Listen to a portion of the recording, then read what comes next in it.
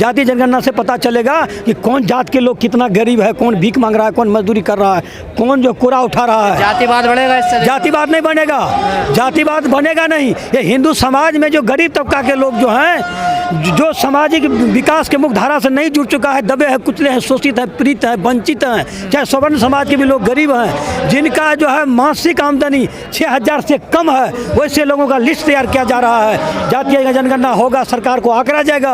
और जो समाज में फिर आरक्षण नहीं, आरक्षण की बात नहीं हो रही सर, सुनो, आर्थिक सर्वेक्षण भी होना चाहिए। और जिस देश में जिस आदमी का 6,000 मासिक वेतन से कम है इनकम, उन आदमी को सरकार जो है 2 लाख 5 लाख रुपया दे करके स्वरोजगार कराएगी। कास्ट इसका विरोध कर रहा है? जाति कोई नहीं विरोध कर रहा। अपर कास्ट में गरीबी नहीं है क्या?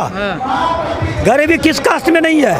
तो फिर विरोध क्यों कर रहे हैं? विरोध नहीं कर रहे। अभी देखिए नीतीश कुमार ने क्या कहा, उसमें 43 लाख लोग कि 90 लाख लोग, 43 लाख लोग मेरे अंदाज से 6,000 रुपया महीना भी नहीं कमा पाता है, उनको 2-2 लाख रुपया दे रहा है स्वरोजगार करने के। बाबू ने बढ़ा दिया ना आरक्षण? अरे आरक्षण सुनिए एक मिनट, 50% आरक्षण पहले था, संवैधानिक था, आरक्षण था ना। 27% ओबीसी को, 15% एससी को, 7.5% एसटी को, 49%।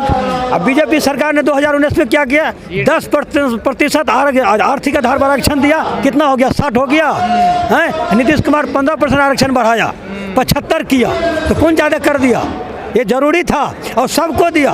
वो 10% जो आर्थिक आधार पर आरक्षण दिया गया, उसमें कोई छेड़ बदल नहीं किया। सुधीर चौधरी कह रहे हैं आरक्षण से तरक्की नहीं होगी। आरक्षण से तरक्की होगा। आप मान के चलिए, जो आदमी 6,000 रुपया महीना नहीं कमा पाता है, जो आदमी लाख रुपया महीना कमाता है, क्या उसको समाज में उभरने देगा? ये तो नेचर का कमाल है। बाघ जो है हिरन को खा जाता है जिस तरह से, उसी तरह से सबल आदमी जो होता है, मजबूत आदमी समाज में, वे गरीब गुरबा मजदूर को दबा के रखता है। कैसे मैरिट नहीं? तो आरक्षण किसको दिया जाता है? जो आदमी संघर्ष नहीं कर पाएगा, बड़े आदमी के बराबरी में खड़ा नहीं हो पाएगा, समाज की मुख्यधारा से जुड़ नहीं पाएगा, उसको सामाजिक, आर्थिक, राजनीतिक, शैक्षणिक दृष्टिकोण से जोड़ने के लिए आरक्षण दिया जाता है। सब तो फिर विरोध क्यों हो रहा है आरक्षण का? आरक्षण का कौन विरोध कर रहा है? सुधीर चौधरी के करने से हो जाएगा? इस देश की आबादी 143 करोड़ है, समझ गया कि नहीं? पूरा हिंदुस्तान के लोग जो आरक्षण के पक्ष में है। आज देखिए, सुनिए, आप कहते हैं कि ये टंका बज रहा है। हमारे देश में 80 करोड़ आबादी वही कहते हैं कि 5 किलो अनाज के लिए पंक्ति में खड़ा रहते हैं लोग हैं। तो 5 किलो अनाज जो आदमी के लेने के लिए पूरे दिन खड़ा रहते हैं, क्या उसको आरक्षण नहीं मिलना चाहिए?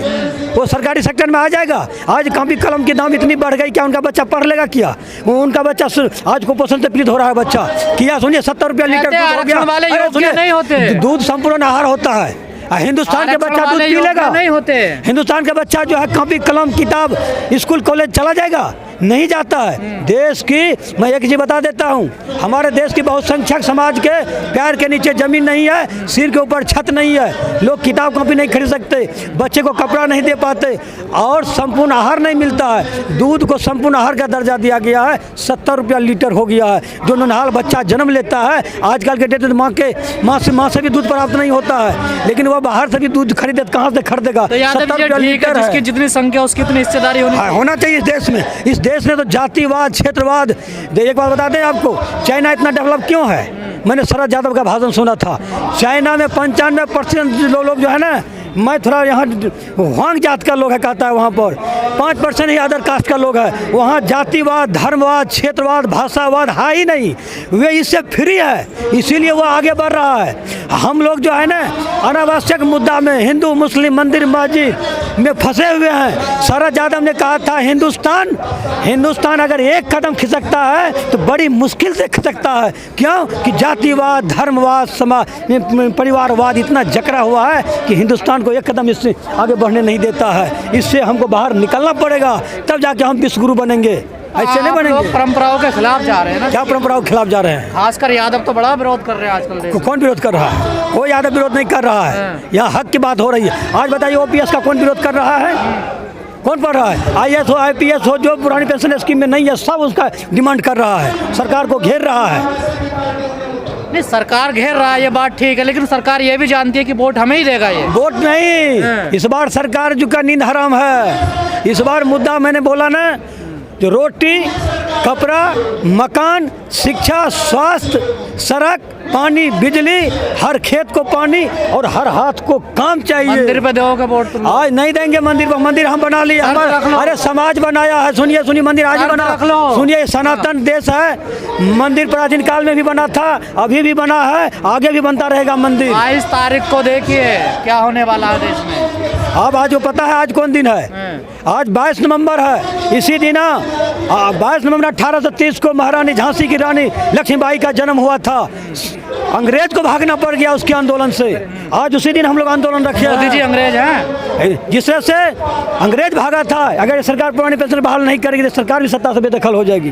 पुराना पेंशन स्कीम को लेकर के भारत के सरकारी कर्मचारी सड़क से लेकर संसद तक संघर्ष कर रहे हैं। और जो हमारे देश के नेता लोग हैं, जैसे उपराष्ट्रपति, महामहिम राष्ट्रपति, महामहिम उपराष्ट्रपति, प्रधानमंत्री, माननीय गृह मंत्री, माननीय मंत्री, सांसद, विधायक, विधान पार्षद, ये तमाम लोग, राज्यसभा के नेता जो है, लोकसभा के जो सांसद हैं, ये तमाम लोग पुराने पेंशन स्कीम ले रहे हैं। और हम कर्मचारी जो दिन रात खून और पसीना एक करके भारत माँ की सेवा करके 143 करोड़ लोगों को 56 भोग कराते हैं।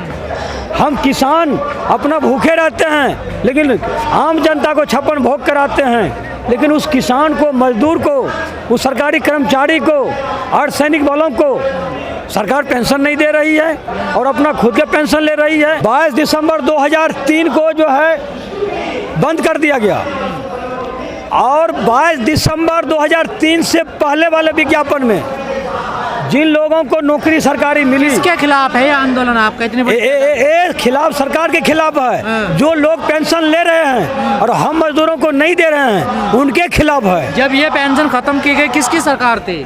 उसमें अटल जी की सरकार थी। और अब किसकी सरकार है? अभी भी भारतीय जनता पार्टी की सरकार है। तो आपको उम्मीद है ये रिस्टोर करेगी? हाँ, करेगी। सरकार के मैनिफेस्टो में है। नहीं है तो इस बार जो है वही चेतावनी देने के लिए लोग आए हैं। अगर सरकार पुरानी पेंशन स्कीम बहाल नहीं करेगी तो इस बार जो है 2024 के इलेक्शन में यह सरकार नहीं रहेगी, सरकार बेदखल हो जाएगी। तो बोर्ड से क्या लेना देना है इस पूरे मुद्दे का?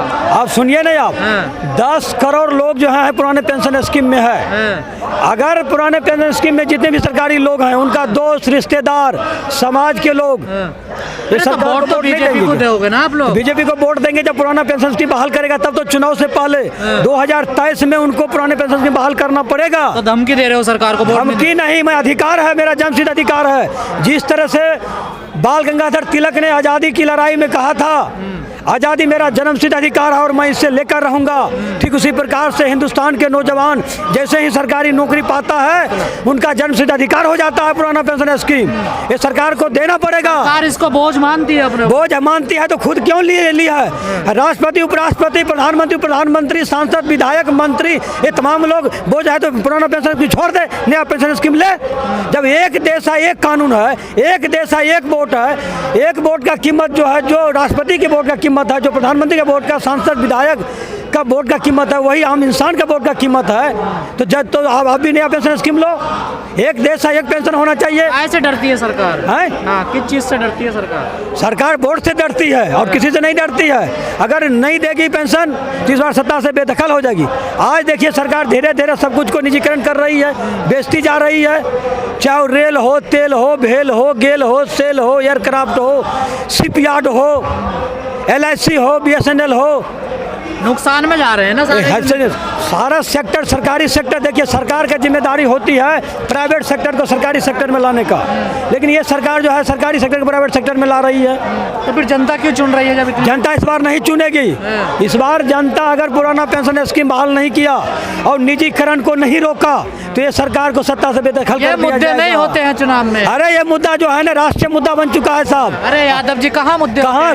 सुनिए आप, यह जो है पुराना पेंशन स्कीम हम सरकारी कर्मचारी विरोध नहीं करते हैं। हैं, स्कूल में पढ़ने वाले छात्र छात्राएं, खेत खलिहान में काम करने वाले किसान मजदूर का बेटा वोट क्यों पढ़ता नहीं जाता है है। उनको? इस बार वोट नहीं मिलेगा। ये वोट इसलिए दिया गया था कि वो नया पेंशन स्कीम खत्म करो और पुराना पेंशन स्कीम से सरकार लाती। किसान भी यही कहते थे। क्या हाँ, किसान भी तो यही कहते हैं। किसान भी वोट नहीं देगा। एमएसपी नहीं मिला किसान को। किसान जितना लागत लगाता है उतना वापस नहीं ले पाता है। ये सरकार एमएसपी नहीं दे रही है। इस बार जो है इलेक्शन से पहले एमएसपी देना वोट तो पड़ेगा। आप करते हैं हिंदू मुस्लिम के मुद्दे पर, कोई पेंशन के मुद्दे पर अरे इस नहीं बार करते। हिंदू मुस्लिम के मुद्दे पर वोट नहीं है। ये राष्ट्र के इस बार का जो वोटिंग होगा सर, मैं बता देता हूँ, रोटी कपड़ा मकान शिक्षा स्वास्थ्य सड़क पानी बिजली, हर खेत को पानी हर हाथ को काम, एजुकेशन सेक्टर अच्छा होना चाहिए। तो फिर प्रधानमंत्री का डंका क्यों बज रहा है? डंका कैसे बज रहा है? आपका टीवी नहीं देखते हैं? सुनो सुनो सुनो, मीडिया नहीं देखते हैं आप? अभी सर्वे आया था हमारे दुनिया में जितने भी एजुकेशन इंस्टीट्यूट है ना, उसमें भारत का 100वां स्थान भी 100वां में भी नहीं आया है, हैं? सिर्फ एक जो है ना ऑक्सफोर्ड आया है 1 नंबर में, हार्वर्ड यूनिवर्सिटी, कैम्ब्रिज यूनिवर्सिटी आया। हिंदुस्तान की यूनिवर्सिटी क्यों नहीं आता है? जब हम विश्व गुरु हैं, 6 एजुकेशन के सेक्टर में हम विश्व गुरु हैं। नालंदा विश्वविद्यालय जो हमारा प्रमाण है, लोकतंत्र की जननी है बिहार वैशाली भारत। तो आज तो आप नहीं मानते विश्व गुरु भारत? हम मानते हैं, लेकिन जो हमारा गौरव इतिहास था उसको पुनः लाना पड़ेगा इस सरकार को। एजुकेशन सेक्टर को अच्छा करना पड़ेगा, स्वास्थ्य विभाग को अच्छा करना पड़ेगा, खेत को पानी देना पड़ेगा, नौजवानों का हाथ देना पड़ेगा। जब इलेक्शन आया था तो क्या बोले थे माननीय प्रधानमंत्री जी? इस देश का पानी और इस देश का जवानी पूर्व की सरकार इस्तेमाल नहीं कर सकी। अगर हम सत्ता में आएंगे तो इस देश की पानी और इस देश की जवानी का इस्तेमाल करेंगे। तो अग्निवीर आ गया ना? तो अग्निवीर नहीं, अग्निवीर का खिलाफ है नौजवान।